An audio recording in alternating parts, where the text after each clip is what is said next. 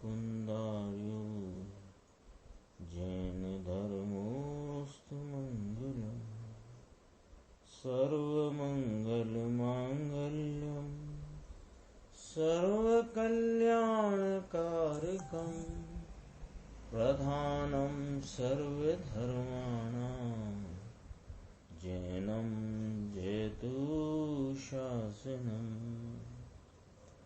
मैं नमो तीर्थनायक को, नमो ओंकारवाणी को, नमो उन कुंद प्रभु को जिन्होंने ओंकार धारण की। अहो उपकार जिनवर का, कुंद का दिव्य वाणी का, जिन कुंद ध्वनि दाता उन कहान स्वामी का।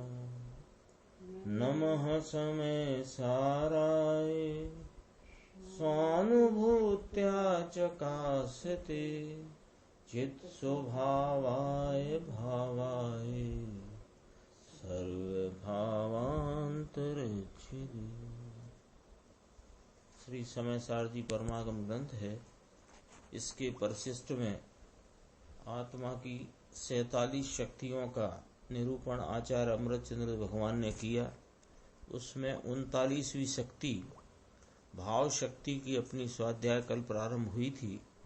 उसी में अपन गुरुदेव श्री के जो व्याख्यान आत्म प्रसिद्धि नामक पुस्तक में हैं, उनके आधार से अपनी स्वाध्याय चलती है। भाव शक्ति में क्या कहना चाहते हैं कि क्रिया के अनुसार होते हुए कारक के अनुसार होती हुई क्रिया से रहित ऐसी भवन मात्रमयी होने मात्रमयी भाव शक्ति है। मूल तो इसमें ये कहना है कि पर द्रव्य के कारकों का अनुसरण नहीं करती और रागादि विकारी भावों के कारकों का भी अनुसरण नहीं करती हुई अपने शुद्ध कारक रूप भाव से परिणमित होती है। यानी शुद्ध भाव की प्राप्ति अथवा निर्मल परिणमन वह वस्तु का अपना स्वाभाविक परिणमन स्वभाव कारकों से, उसमें पर द्रव्य के कारकों की अपेक्षा नहीं और उसमें विकार के कारकों की भी अपेक्षा नहीं है। यह बात इसमें मूलतः कहना है। एक शक्ति अपनी 33वें बोल में आई थी, वहां यह बताना था कि अवस्था विद्यमान होती ही है। यानी कोई द्रव्य आत्मा, कोई द्रव्य तो सही है पर आत्मा की बात चलती है तो आत्मा की कोई ना कोई वर्तमान अवस्था होती ही है, ऐसा भाव शक्ति 33वें क्रमांक पे कहा। और 39वें जो भाव शक्ति की चर्चा कही, ये कारकों से निरपेक्षपना बतलाने के लिए, यानी स्वभाव कारकों से परिणमन है। अपना अभी यहाँ गुरुदेव श्री ने जो वर्णन किया उसके बाद चर्चा यहाँ आई थी और आज अपनी चर्चा चलेगी कि जो पंचास्तिकाय में विकार को भी पर कारकों से निरपेक्ष कहा और स्वभाव भाव भी पर कारकों से निरपेक्ष है। ये चर्चा यहाँ से देखते हैं। पेज नंबर है 388। जीव और पुद्गल दोनों एक दूसरे से निरपेक्ष रूप से स्वयमेव 6 कारक रूप होकर परिणमन करते हैं। पंचास्तिकाय की 62वीं गाथा में स्पष्ट कहा है कि निश्चय से अभिन्न कारक होने से जीव को तथा कर्म को दोनों को स्वयं अपने अपने स्वरूप का ही कर्तव्य है। ये मूल बात है, इसी का विस्तार है 62 गाथा में। दोबारा से देखो, जीव भी जगत का पदार्थ है, पुद्गल भी जगत का पदार्थ है। दोनों का अपना अपना वर्तमान परिणमन क्रिया रूप भाव से परिणमनशीलता के कारण वह परिणमन होता है। तो जीव और पुद्गल दोनों, उनमें जो परिणमन है वह परिणमन एक दूसरे से निरपेक्ष है। पुद्गल का परिणमन जीव से निरपेक्ष और जीव का परिणमन पुद्गल से निरपेक्ष। इसी में अन्य द्रव्य से निरपेक्ष है। ये सब समा गई बात। तो एक दूसरे से निरपेक्ष है, तो फिर वह परिणमन किस प्रकार है, कौन उसका कर्ता है, कौन यह वह कार्य है, कौन साधन है, किसके लिए, किसमें से, किस आधार से, ऐसे आए ना 6 कारक। तो कहा वह स्वयमेव, स्वयं ही 6 कारक रूप होकर परिणमन करते हैं। कौन? जीव और पुद्गल नामक पदार्थ प्रत्येक समय अपने वर्तमान भाव से परिणमित होते हैं। वह परिणमन क्रिया रूप है। वह क्रिया रूप परिणमन कहाँ से हुआ, कौन उसका कर्ता, कर्म, करण, संप्रदान, अपादान, कि वे स्वयमेव 6 कारक रूप, उनका अपना ही कारकों से वे परिणमित होते हैं, किसी पर की अपेक्षा नहीं। पंचास्तिकाय की 62वीं गाथा में स्पष्ट कहा है, ये देखना लाइन, कि निश्चय से यानी परमार्थ से वास्तव में तो अभिन्न कारक होने से जीव को तथा अभिन्न कारक होने से कर्म को, दोनों को स्वयं अपने अपने स्वरूप का ही कर्तव्य है। कर्तव्य माने वो ही करता है। कौन करता है? अपने अपने स्वरूप के वे द्रव्य स्वयं आप ही करता है, क्योंकि उनके जो कर्ता, कर्म, क्रिया, करण, संप्रदान, अपादान नामक जो कारक हैं, वे प्रत्येक वस्तु के उससे अभिन्न है। वो पर कारकों से की जरूरत पड़े इसके परिणमन के लिए, ऐसा है ही नहीं, क्योंकि प्रत्येक वस्तु के अभिन्न कारक हैं।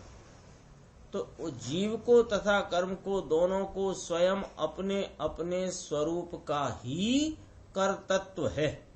देखो उसमें से लिया टीका 62 नंबर पंचास्तिकाय की गाथा की टीका। स्वयमेव षट्कारकी रूपेण व्यवतिष्ठमानम न कारकांतरम अपेक्षते। न माने नहीं, कारकांतर यानी अन्य कारकों की अपेक्षा नहीं है। पुद्गल द्रव्य स्वयं ही 6 कारक रूप होकर अन्य कारकों की अपेक्षा बिना ही कर्म रूप से परिणमित होता है।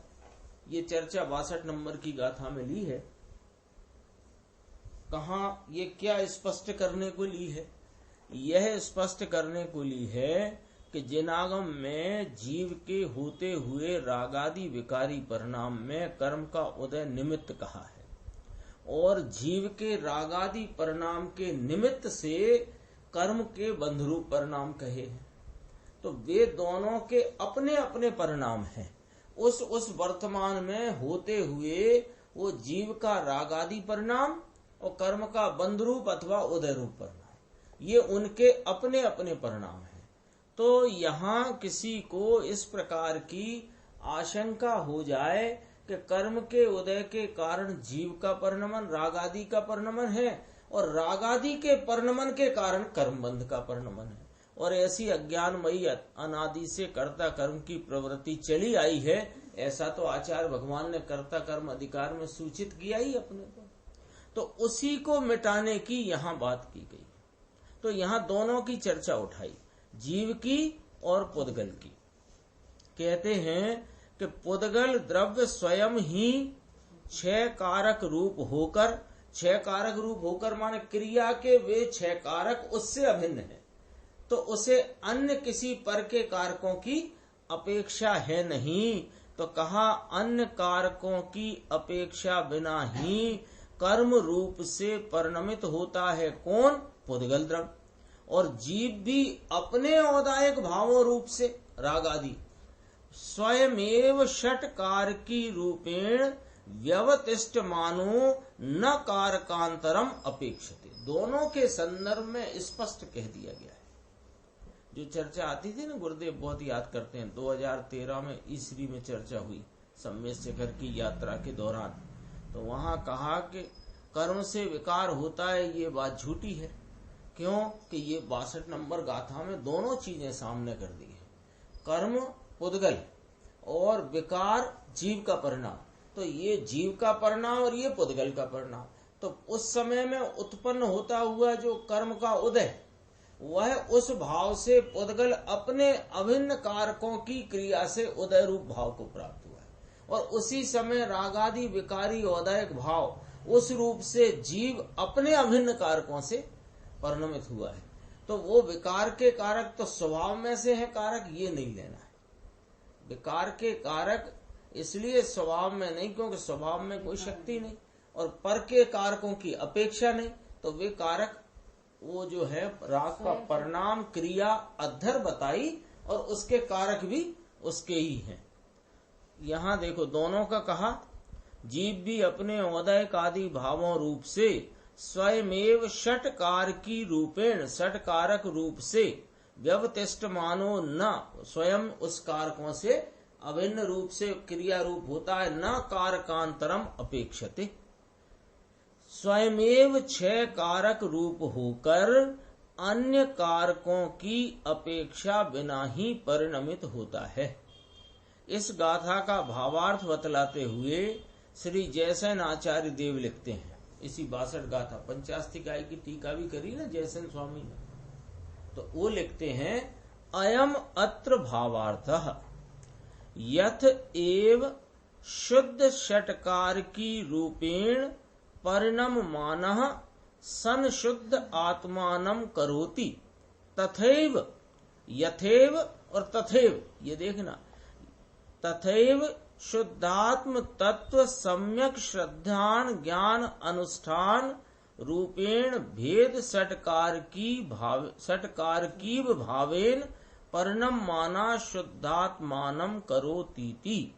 जिस प्रकार अशुद्ध छह कारकों रूप से परिणमित होता हुआ अशुद्ध आत्मा को करता है, ये लिया ना, इसी में से स्वयमेव षटकार की रूपेण, तो उसी में जीव भी अपने औदायक भावों रूप से स्वयमेव अपने षट कारकों से परिणमित होता हुआ अन्य कारकों की अपेक्षा बिना परिणमित होता है।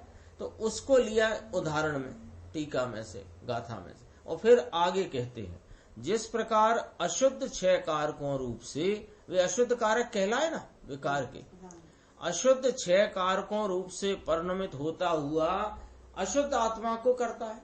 अशुद्ध आत्मा को करता है, अशुद्ध परिणाम रूप आत्मा परिणमित होता है।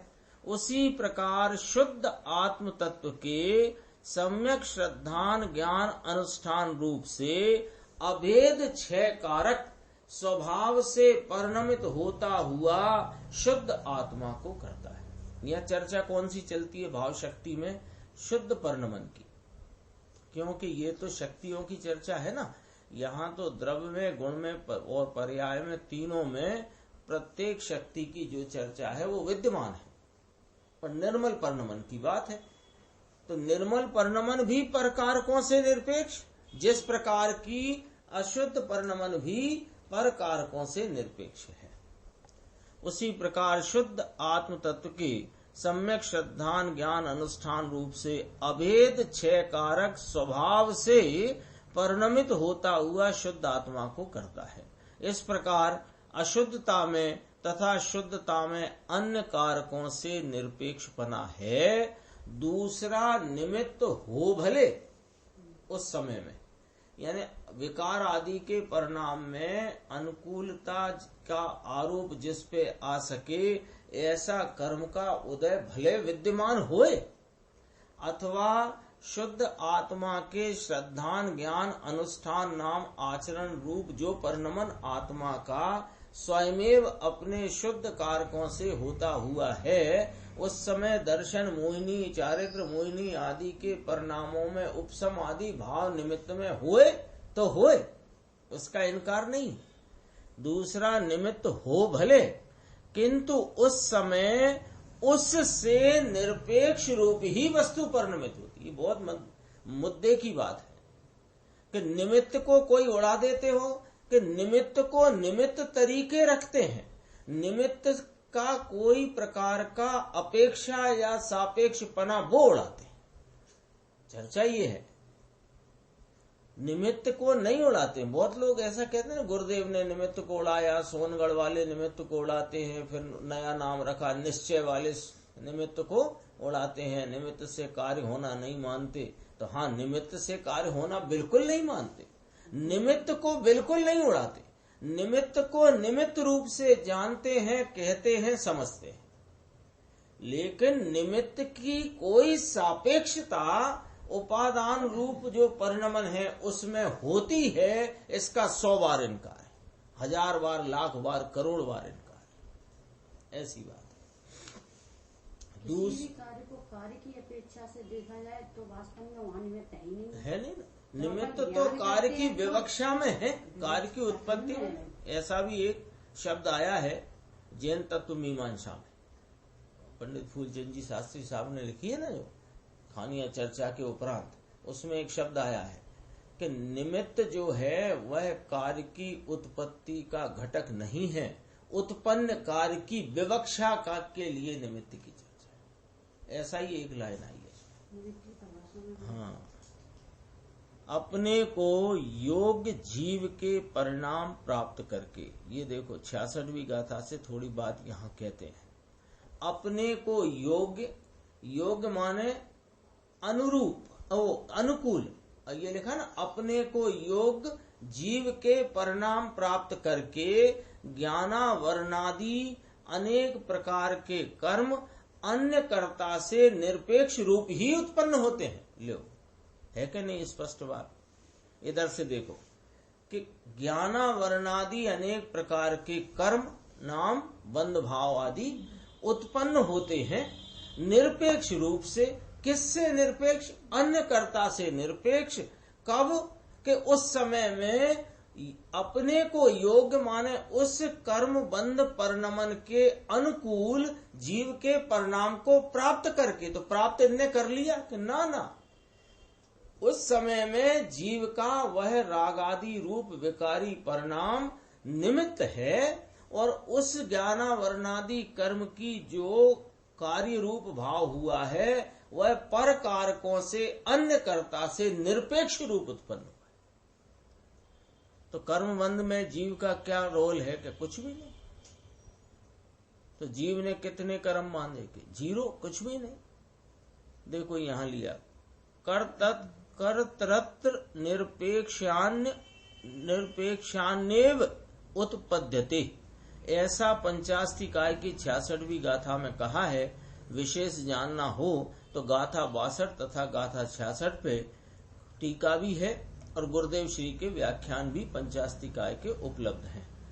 देखो, अन्य कारकों से निरपेक्षपना बतलाकर आचार्य देव ने अत्यंत स्पष्टीकरण किया है।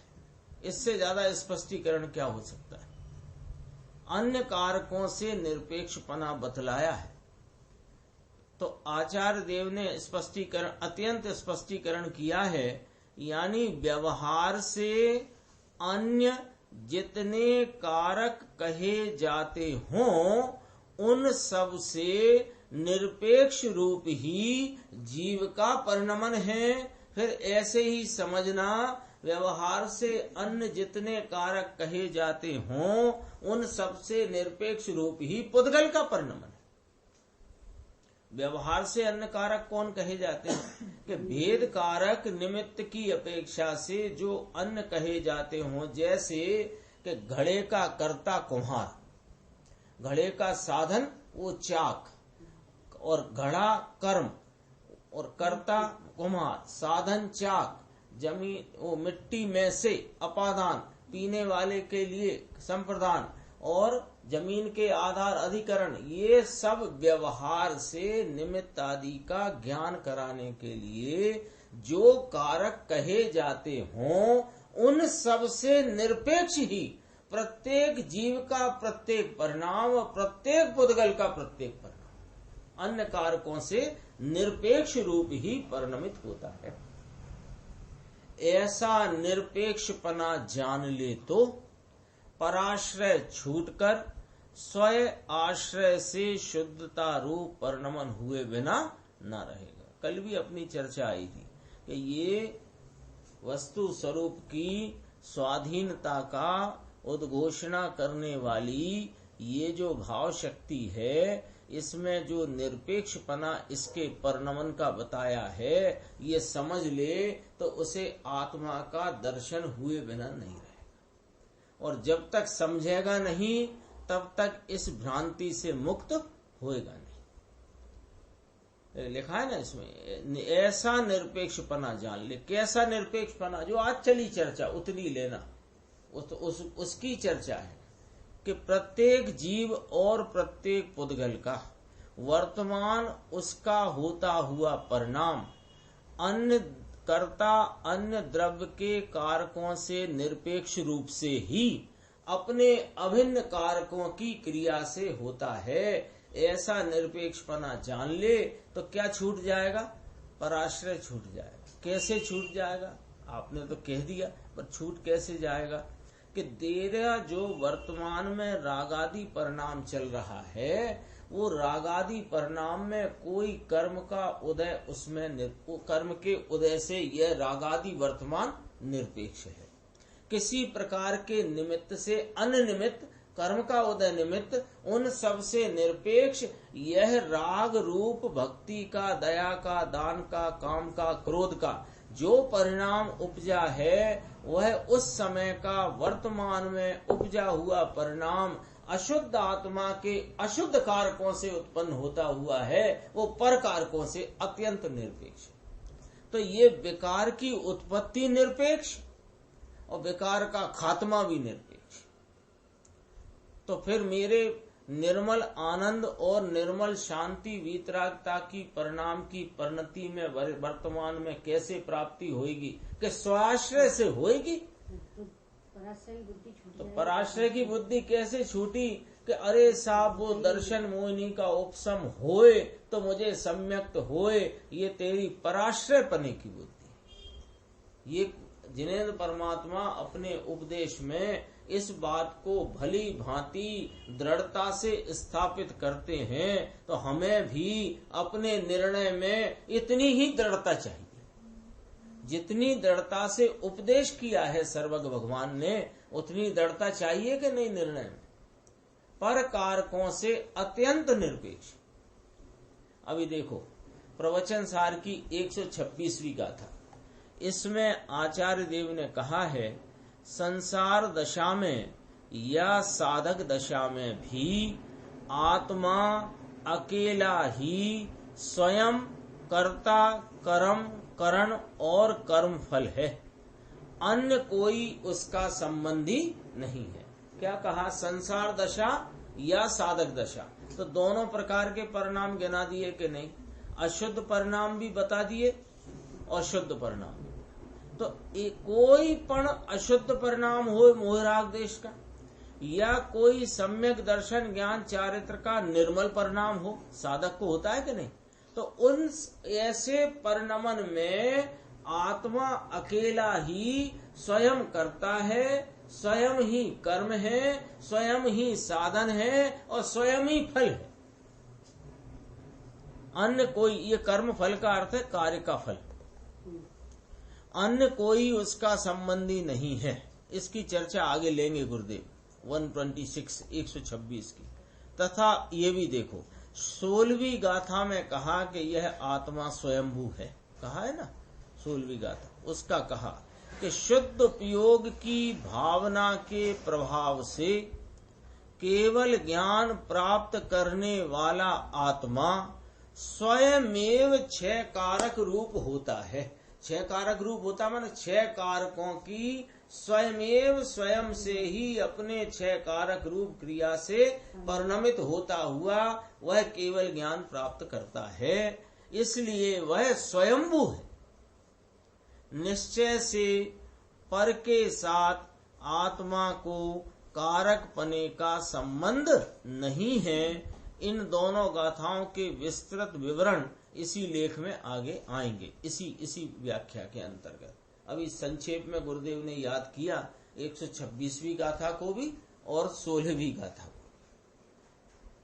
स्वयं शुद्ध भाव रूप परिणमित होकर फिर ऐसा जानता है, ये 126 के संदर्भ से देखना, साधक दशा में भी आत्मा अकेला ही स्वयं कर्ता, कर्म, करण और कर्म फल है। 6 कारक घट गए इसमें, नाम भले 3 के लिए, कर्ता, कर्म, करण और कर्म फल है।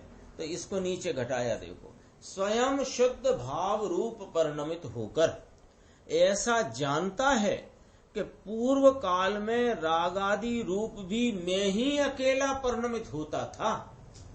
मेरा वह परिणमन किसी पर के कारण नहीं था, किसी कर्मोदय के कारण, किसी अनुकूल प्रतिकूल संयोग रूप वस्तु के कारण नहीं था। और अब स्वभाव रूप परिणमित होने से ऐसा भी भान हुआ कि पूर्व काल में जो रागादि रूप परिणमन था वह मेरा स्वभाव नहीं था। दो बातें। इस प्रकार ज्ञानी द्रव्य पर्याय दोनों को यथार्थ रूप से जानता है। द्रव्य क्या जानता है कि मेरे पूर्व काल में जो रागादि विकार मोह आदि का परिणमन था उसमें वह कोई पर के कारण नहीं था, मैं अकेला ही उन परिणामों में परिणमित होता था। ये पर्याय को जाना। और ऐसा जो परिणमन था वह मेरा स्वभाव नहीं था, ये द्रव्य को जाना। इस प्रकार ज्ञानी द्रव्य पर्याय दोनों को यथार्थ रूप से जानता है। यहाँ आचार्य देव द्रव्य दृष्टि की प्रधानता से कहते हैं कि आत्मा में विकार के 6 कारक अनुसार क्रिया होने का अभाव है। आत्मा भेद रूप 6 कारकों की क्रिया से रहित है और शुद्ध 6 कारक अनुसार होने रूप क्रिया शक्ति इस आत्मा में है। ये बात क्रिया शक्ति की अगली शक्ति में आएगी।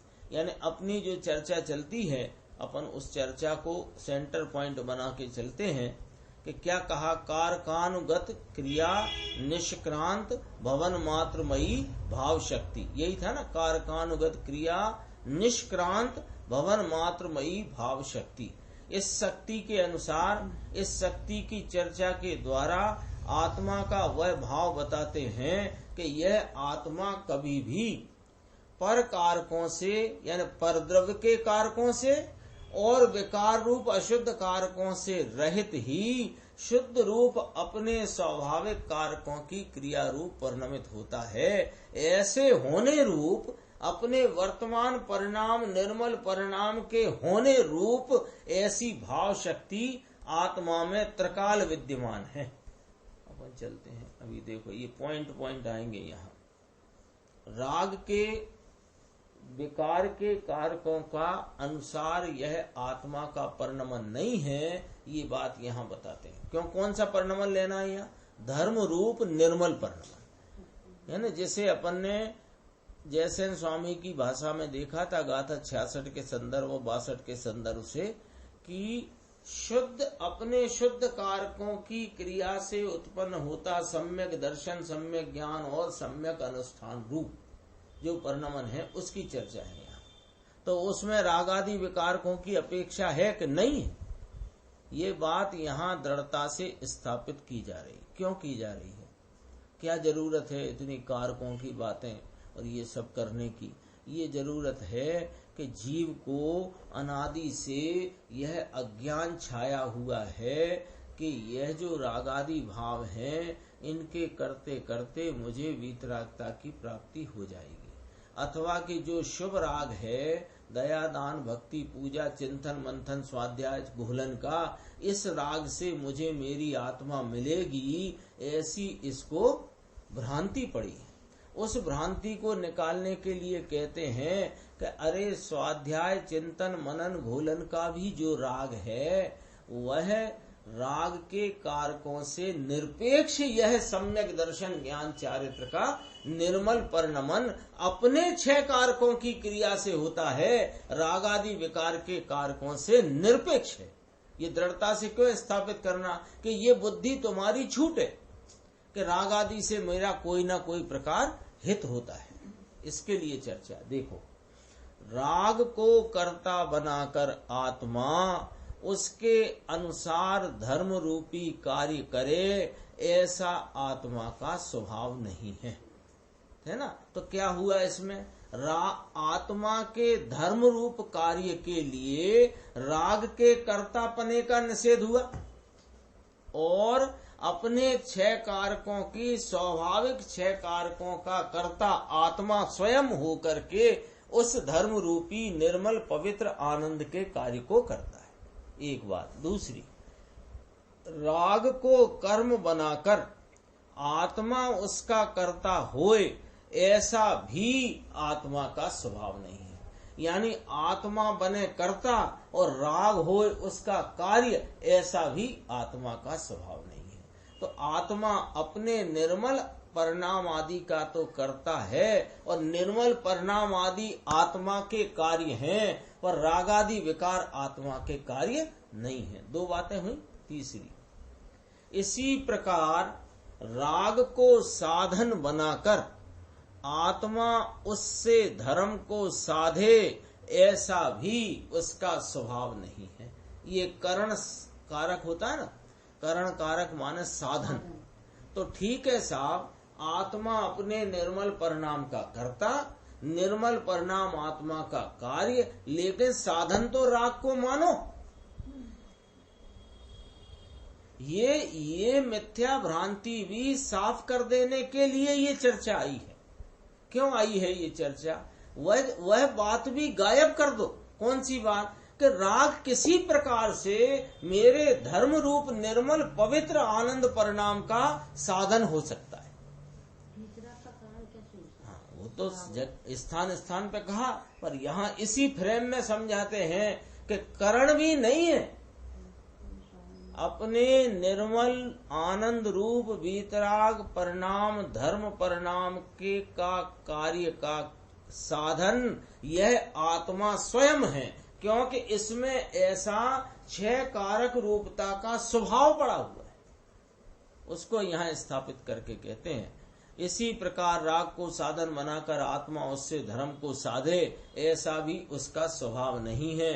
बोलो, अपने को जो राग में किसी प्रकार की हित बुद्धि वर्तती है, उसमें उपादेयता वर्तती है, अथवा फलाना राग फलानी भूमिका में हितकारी है, ऐसा जो अज्ञान वर्तता है, उस अज्ञान को यहाँ इन बिंदुओं से, इन लॉजिक से अपने कुछ ढीला पड़ता है कि नहीं पड़ता है?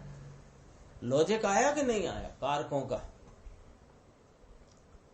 देखो, पहले पर्याय में रागादि का कर्ता कर्मपना था। पर्याय में रागादि मोह राग देश के विकारी परिणाम पर्याय में थे, उनका कर्ता कर्मपना था। किसका? पर्याय का, पर्याय से। किंतु जहां पर्याय अंतरोन्मुख हुई तो वहां वह कर्ता कर्मपना न रहा। कौन का? राग आदि का, जो पर्याय में होता था। अज्ञान भाव के समय रागादि कारकों को अनुसरण करता था। कौन? यह आत्मा अशुद्ध भाव से परिणमता हुआ, यह रागादि कारकों को अनुसरण करता था। किंतु जहां अंतरोन्मुख होकर अभेद स्वभाव का अनुसरण किया, वहां भेद रूप कारकों का अनुसरण करने की क्रिया न रही। भेद रूप कारक कौन लेना? पर द्रव्य और विकार के कारक। पर द्रव्य पुद्गल आदि के कारक, कर्ता कर्म करण संप्रदान आदि, और विकार के अशुद्ध कारक, वे भी भेद कारक। उन भेद रूप कारकों का अनुसरण करने की क्रिया न रही। अब किसका अनुसरण है? अभेद स्वभाव का अनुसरण है। तो उस अभेद स्वभाव के अनुसरण में जो धर्म रूप वीतराग पवित्र जो आनंद रूप परिणाम उपजा, उस परिणाम का कर्ता कौन? कर्म कौन? कि वह आत्मा स्वयं ही अपने स्वाभाविक कारकों की क्रिया से उस परिणाम को करता हुआ है। अन्य कारकों से निरपेक्ष, विकार से निरपेक्ष, परद्रव्य के कारकों से निरपेक्ष। तो यहाँ इतना और ध्यान करना कि ये इसने अभेद स्वभाव का अनुसरण किया है और पर्याय में धर्म वीतरागता की उत्पत्ति हुई है। वहाँ लक्ष्य भेद कारकों पर नहीं है, वस्तु अभेद पर है। लेकिन ये क्रिया की विवक्षा जब की जाएगी तो कहेंगे कि स्वाभाविक अपने शुद्ध 6 कारकों से विवक्षा।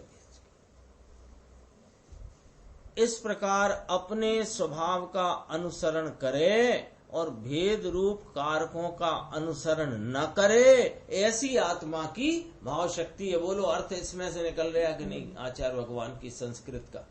देखो यही की यही बात फिर मिलाएंगे, मिलाते चलते हैं धीरे धीरे।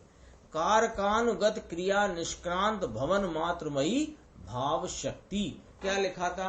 कारकानुगत, कारकों के अनुसार जो क्रिया उससे रहित। ये अपन ने अभी क्या पढ़ा यहाँ पर? कौन सा पीस था? आगे निकल गया, ये मिलेगा। देखो, कारकों का भेद रूप कारकों का अनुसरण न करे, कारकानुगत क्रिया निष्क्रांत आया ना, कारकानुगत क्रिया निष्क्रांत, भेद रूप कारकों का अनुसरण नहीं करता, अपने स्वभाव का अनुसरण करे, ऐसी आत्मा की भाव शक्ति है। यानी जो शुद्ध भाव हुआ वह अपने स्वभाव का ही अभेद रूप 6 कारकों का ही अनुसरण करता है, और भेद रूप कारकों का यानी कि राग के या पर का अनुसरण नहीं करता है। यानी राग कोई रूप साधन होए और धर्मकारी होए ऐसा नहीं होता, राग में से धर्म आए ऐसा नहीं होता, राग के लिए धर्म होए ऐसा नहीं होता, और राग के आधार से धर्म होए ऐसा नहीं होता। सब घटाओ ना, 3 तो यहाँ घटाए थे ऊपर। निमित्त के अनुसार निमित्त के अनुसार होने का आत्मा का स्वभाव नहीं है। ये थोड़ा गंभीर है। देखिए, जैसे विलक्षण निमित्त आए वैसा ही विलक्षण परिणमन होता है, ऐसा मानने वाला निमित्त का ही अनुसरण करता है, किंतु आत्मा का अनुसरण नहीं करता है। ये क्या कहा कि ये आत्मा जो है इसका कैसा स्वभाव है कि पर कारकों का अनुसरण न करता हुआ, विकार का अनुसरण न करता हुआ, विकार कारकों का, अपने ही स्वाभाविक कारकों के अनुसरण से परिणमित होने मात्रमयी, भुवन मात्रमयी भाव शक्ति स्वरूप है ना, तो इसका स्वभाव क्या नक्की हुआ कि निमित्त आदि के अनुसार होने का आत्मा का स्वभाव नहीं है। इतनी बात तो स्पष्ट होती है कि नहीं होती? बराबर होती है ना इतनी बात कि निमित्त के अनुसार होने का इस आत्मा का स्वभाव है कि नहीं है? कि नहीं है। क्यों? कि ये भाव शक्ति स्वरूप है, और भाव शक्ति क्या कहती है कि कार है ना, पर कारकानुगत क्रिया निष्क्रांत भुवन मात्रमयी। अब देखो, अब ये जीव को क्या अज्ञान चल रहा है? ये जीव को ये अज्ञान चल रहा है कि जैसे विभिन्न विभिन्न लक्षण वाले निमित्त आते हैं, वैसे ही विभिन्न विभिन्न लक्षण वाला परिणमन होता है, कि जैसा निमित्त आता है वैसा परिणमन होता है। मंदिर गए तो एकदम भक्ति का, कषाय की मंदता का भाव हुआ, वहां से लौटे तो रास्ते में कोई बच्चा मिल गया, मित्र मिल गया, कोई गाय आ गई अपने सामने तो क्रोध का परिणमन हो गया। तो ये गाय आई इसलिए क्रोध आया, और मंदिर गए तो वहां भक्ति आई। ये इसको बहुत जबरदस्त अज्ञान पड़ा हुआ है, जबरदस्त अज्ञान है इसको। लगता है ना, दिन भर लगता है। निमित्त होते हैं निमित्त के स्थान पर, उपादान रूप परिणमन है, चाहे वो अशुद्ध आत्मा का विकार रूप परिणमन हो, चाहे निर्विकार परिणमन। उन सब परिणमन में आत्मा अपने विकार अपने कारकों से परिणमता हुआ, शुद्ध परिणाम अपने स्वाभाविक कारकों से परिणमता है, और जो पर द्रव्यों के जो निमित्तों के परिणमन है वे उनके कारकों से परिणमते। यही तो चर्चा है यहाँ पर। लेकिन ऐसा मानने वाले ने किसका अनुसरण किया? निमित्त का ही अनुसरण करता है, उपादान स्वरूप अपने आत्मा का अनुसरण नहीं करता। इसलिए जो निमित्त का अनुसरण नहीं करता, ऐसे आत्म स्वभाव की है ना, किसके आत्म स्वभाव कौन है? कि जो निमित्त का अनुसरण नहीं करता, जो निमित्त का अनुसरण नहीं करता, ऐसे आत्म स्वभाव की, यानी ऐसे आत्मा की भाव शक्ति की उसे खबर ही नहीं, जानता ही नहीं है, उसका उसे भरोसा नहीं है। अपने स्वभाव से भिन्न अन्य कारकों की अपेक्षा के बिना निरपेक्ष रूप से स्वयं अपने निर्मल भाव रूप से परिणमित होता है, ऐसी आत्मा की भाव शक्ति है। ये 1.25 लाइन 1.5 लाइन है, 1.5 लाइन। इस 1.5 लाइन में भाव शक्ति का स्वरूप और खुलासा तरीके से बताया गया है। क्या कहते हैं, दोबारा देखो। अपने स्वभाव से भिन्न अन्य कारकों की अपेक्षा बिना, तो अन्य कारकों में कौन कौन ले लेना, सब निमित्त आदि परद्रव्य के कारक और विकार आदि राग आदि के कारक, उन सब की अपेक्षा बिना यह आत्मा निरपेक्ष रूप से स्वयं अपने निर्मल भाव से परिणमित होता है, ऐसी स्वयं अपने निर्मल भाव रूप से परिणमित होता है, ऐसी आत्मा की भाव शक्ति है। ये भाव शक्ति की व्याख्या हो गई ना, पर कारकों की से निरपेक्ष अपने स्वाभाविक रूप भाव से अपने स्वभाव स्वरूप कारकों से परिणमित होता है, क्योंकि ये क्रिया शक्ति भी आएगी ना आगे, इसलिए अपन वो बात समझ के चलते हैं। देखो अभी 16वीं गाथा की यहाँ पर चर्चा जो गुरुदेव ने याद करी थी ना थोड़ी देर पहले, उसको यहाँ पर कहते हैं। देखो प्रवचन सार की 16वीं गाथा में सर्वज्ञ हुए आत्मा का स्वयं भू रूप से वर्णन करते हुए, स्वयं भू शब्द है ना, भू माने होना, परिणमित होकर के होना, और स्वयं माने अपने से, तो उसका नाम क्या हुआ, स्वयं भू। सर्वज्ञ हुए आत्मा का स्वयंभू रूप से वर्णन करते हुए आचार्य भगवान ने 16 नंबर की गाथा प्रवचन सार में अद्भुत बात कही है। वहां स्पष्ट कहते हैं कि शुद्ध उपयोग की भावना के प्रभाव से समस्त घाती कर्म नष्ट हो जाने के कारण जिसने शुद्ध अनंत शक्तिवान चैतन्य स्वभाव प्राप्त किया है, ऐसा आत्मा। देखो, शुद्ध उपयोग की भावना के प्रभाव से समस्त घाती कर्म नष्ट हो जाने के कारण जिसने शुद्ध अनंत शक्तिवान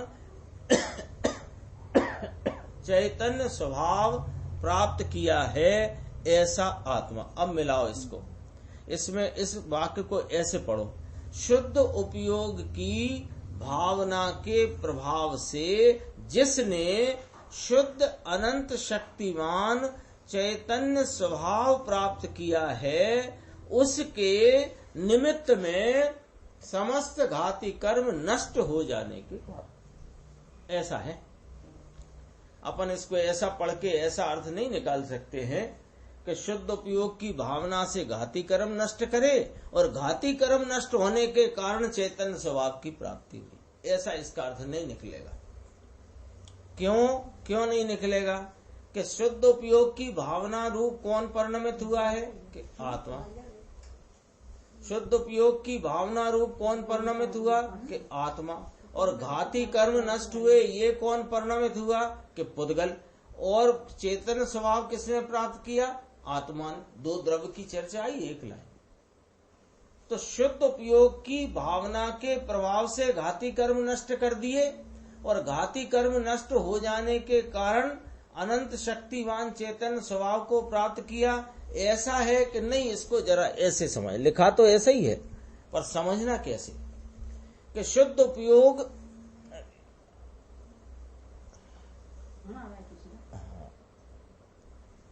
देखो, शुद्ध उपयोग की भावना के प्रभाव से शुद्ध उपयोग रूप भावना, शुद्ध उपयोग रूप भुवन, शुद्ध उपयोग रूप परिणमन के प्रभाव से पर्याय में किसकी प्राप्ति करी?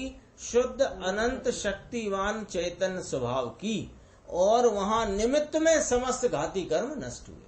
तो ये अपने आप कैसे निकाल लेते हैं? अपने आप इसलिए निकाल लेते हैं कि दो द्रव्यों की जब जुदा जुदा बात को इकट्ठी किया जाए तो वह निमित्त नैमित्तिक संबंध को बताती हुई बात है। तो निमित्त का कार्य निमित्त में, उपादान का कार्य उपादान में, तो दो हो गए ना। अब इसी बात को आगे चलेंगी। देखो, ऐसा आत्मा, कैसा आत्मा?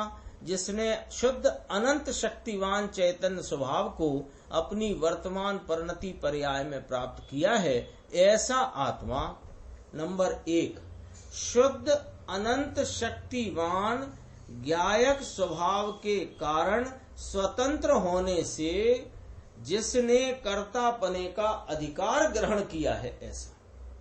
ये 16वीं गाथा में से ही निकाला गुरुदेव ने, उसी में से देखो। शुद्ध अनंत शक्तिवान, वान तो समझ गए, शक्ति स्वरूप। शुद्ध अनंत शक्तिवान ज्ञायक स्वभाव के कारण स्वतंत्र है ये आत्मा, और ऐसा स्वतंत्र होने से उसको अधिकार है काय का, कर्तापने की प्राप्ति का। तो कर्ता किसे कहते हैं? जो स्वतंत्र पने कार्य रूप परिणमित हो। तो स्वतंत्र पने का अधिकार क्यों है इसका?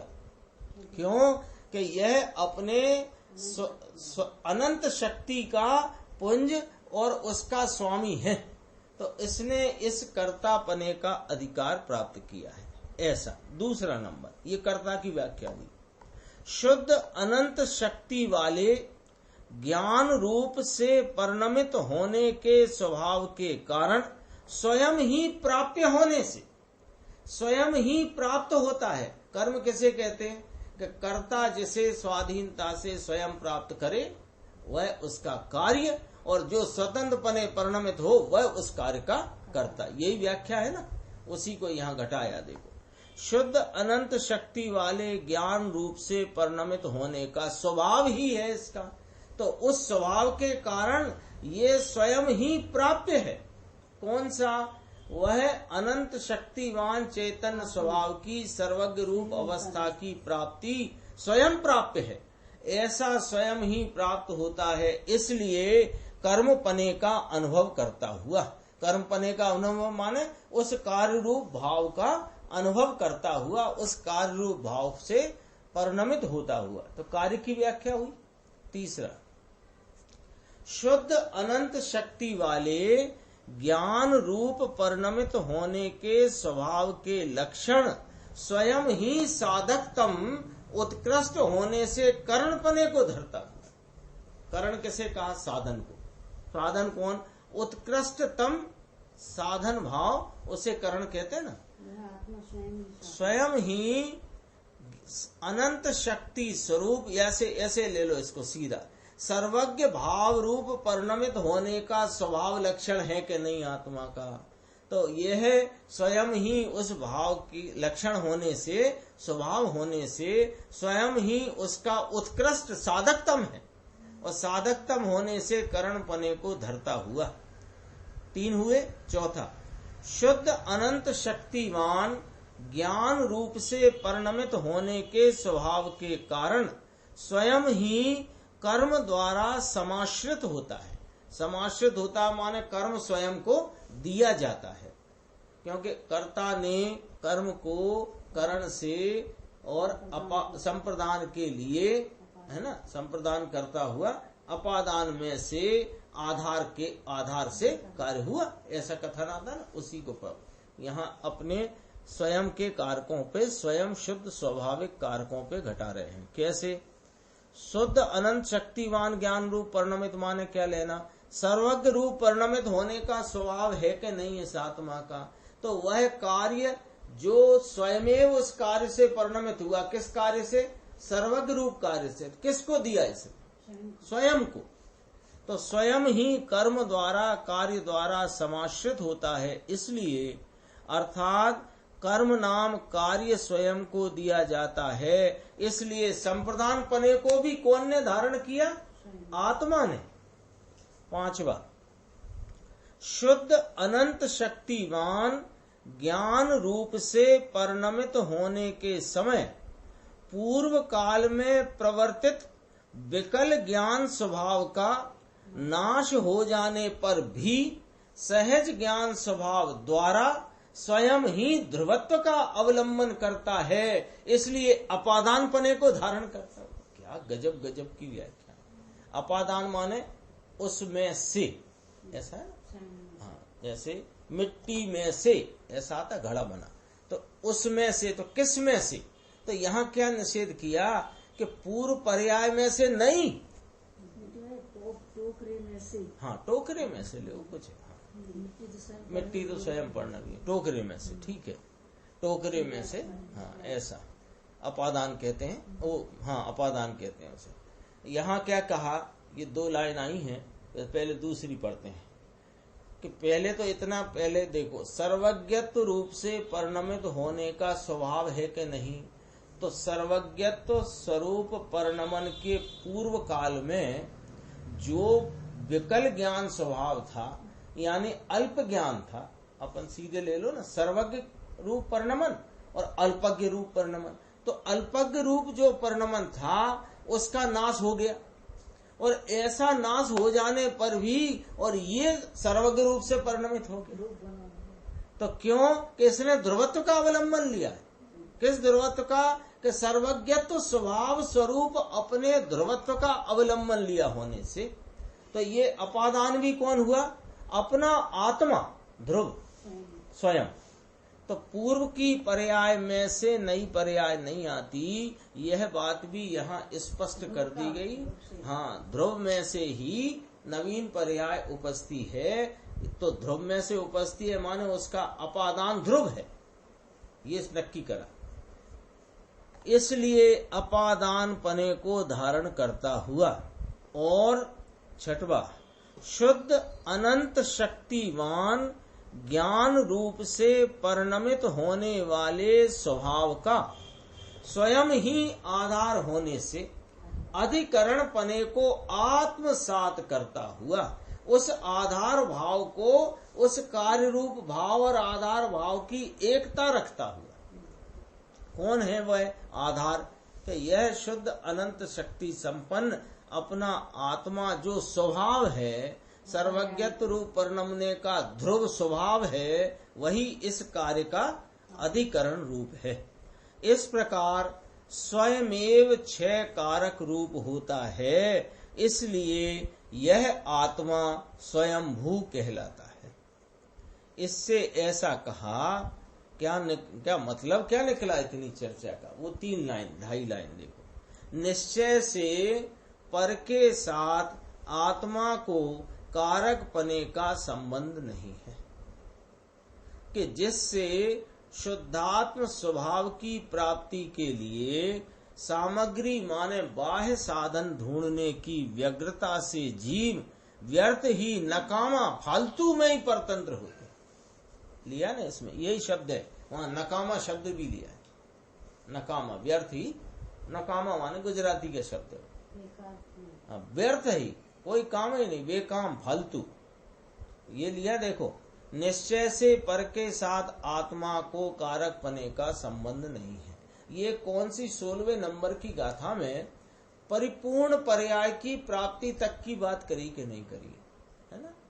शुद्ध अनंत शक्तिवान ज्ञान रूप परिणमन, सर्वज्ञत्व परिणमन, तो सर्वज्ञत्व परिणमन भी कौन सा कहलाया, कि साधक का साध्य भाव, साधक रूप साधना के द्वारा प्राप्त होने वाला साध्य भाव, ऐसे ही तो कहा जाता है मोक्ष मार्ग के निरूपण में। तो उसमें भी वह साध्य रूप परिपूर्ण केवल ज्ञान सर्वज्ञत्व की दशा भी, उसमें कर्ता कर्म करण संप्रदान अपादान अधिकरण 6 ही कारक रूप से आत्मा परिणमित होता है। अरे मोक्ष मार्ग भी उपचार कथन है मोक्ष की प्राप्ति का, ठीक है ना। हाँ, तो ये इसको लगता है कि राग से मोक्ष मार्ग मिल जाएगा, राग से मोक्ष मार्ग चल जाएगा और मोक्ष मार्ग पूर्ण भी राग से हो जाएगा। ऐसी भ्रांति का बहुत स्पष्टतया से यहाँ निषेध किया गया है। और देखो, पर से निरपेक्ष रहकर, इसमें कहा शुद्धात्म स्वभाव की प्राप्ति के लिए बाह्य साधन ढूंढने की व्यग्रता छोड़ दो भैया, काहे को फालतू परतंत्र होते। पर से निरपेक्ष रहकर, निरपेक्ष शब्द में वजन है, निरपेक्ष माने किसी प्रकार की अपेक्षा रखना, उसका नाम सापेक्षता, और किसी प्रकार की अपेक्षा नहीं रखना, यह निरपेक्षता है। तो पर से निरपेक्ष रहकर ज्ञान आनंद रूप परिणमित होने के अपने स्वभाव को अज्ञानी जानता नहीं है, और अज्ञानी जानता नहीं है और बाह्य कारणों को ही ढूंढता मिलाने की चटपटाहट में परतंत्रता में परेशान होता है। ये निमित्त मिले, वो निमित्त मिले, ये निमित्त छूटे, वो निमित्त छूटे, ऐसी अज्ञान के कारण यह भ्रांति में उठा पटक करता है। इसलिए वह व्यर्थ ही दुखी यानी कि व्याकुल होता है, कहीं स्थिर नहीं होता, कहीं स्थिर नहीं होता। स्थिरता तो वास्तव में अंतर में करना है, किंतु उसे तो वह जानता नहीं है। आत्म राम को जाने बिना कहाँ आराम करेगा, विश्राम कहाँ करेगा, व्यर्थ ही भाग दौड़ में फंसा हुआ है। एक पैराग्राफ और लेते हैं, ये थोड़ा सा इसी के संदर्भ से पूरा होगी बात। यहाँ कहते हैं बाह्य कारण तो दूर रहो। अभी 16वीं गाथा के संदर्भ से अपन ने क्या बात देखी कि सर्वज्ञता स्वरूप प्राप्ति भी आत्मा के स्वयं कर्ता कर्म करण संप्रदान अपादान अधिकरण होते हुए स्वयं होती है, पर कारकों से निरपेक्ष होती है। इसलिए बाह्य कारण तो दूर रहो, किंतु विकार के कर्ता कर्म करण संप्रदान आदि 6 कारक जो आत्मा की पर्याय में होते हैं। विकार के कारक कहाँ परिणमित होते हैं? आत्मा की पर्याय में होते हैं। उनके अनुसार परिणमित होने का भी आत्मा का स्वभाव नहीं है। ये मुद्दे की बात है, जरूरी बात है। पर के कारण विकार होता है या पर के कारण गुण होता है, गुण माने निर्विकारता होती है, ऐसा जो मानता है उसने तो बाह्य कारकों को आत्मा में माना है, सो वह तो मिथ्यात्वी है, प्रकट सामने दिख रहा है। तथा भेद रूप कारकों से विकार रूप परिणमित होता है, यानी भेद रूप माने कर्म के उदय आदि जो कारक हैं, उनसे यह विकार रूप परिणमित होता है। ऐसा ही आत्मा को माने और शुद्ध आत्मा को नहीं जाने तो उसने भी आत्मा के वास्तविक स्वभाव को नहीं जाना। 2 बातें खड़ी कर दी हैं एकदम स्पष्टतया। पर कारकों से निरपेक्षता बता करके जो पर के कारण विकार होता है या पर के कारण निर्विकारता रूप धर्म होता है, ऐसा जो मानता है वह तो प्रकट स्थूल मिथ्या दर्शन। स्थूल और सूक्ष्म 2 भेद करना नहीं है मिथ्या दर्शन के, तो समझाना है, बस समझाने के लिए। देखो, तो वह तो मिथ्यात्वी है। तथा भेद रूप कारकों से विकार रूप परिणमित होता है। मेरी परिणति में जो रागादि भाव उत्पन्न होते हैं, शुभ अशुभ भाव उत्पन्न होते हैं, ये कर्म उदय के कारण होते हैं। कर्म के कारण विकार होता है, कर्म विकार कराता है, कर्म के कारकों से सापेक्ष मेरा विकार परिणमन है, ऐसा जो मानता है वह शुद्ध आत्मा को नहीं जानता है। तो उसने भी आत्मा के वास्तविक स्वभाव को नहीं जाना है, वह भी मिथ्यात्वी है। जो सम्यक दर्शन आदि शुद्ध भाव हुए, वे द्रव्य के साथ अभेद हुए। वहां कर्ता कर्म तथा आधार आदि समस्त कारक अभेद हुए हैं। कर्ता अलग, कर्म अलग, साधन कोई दूसरा, ऐसा भेद वहां पर नहीं रहा है। ज्ञाता स्वयं ही 6 कारक रूप होकर शुद्ध भाव रूप परिणमित हुआ है। वहां भेद रूप कारकों की क्रिया अस्त हो गई है।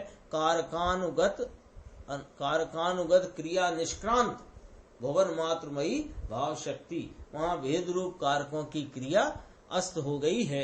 इसमें चर्चा और भी है गंभीर, अपन आगे की स्वाध्याय में उसे देखें।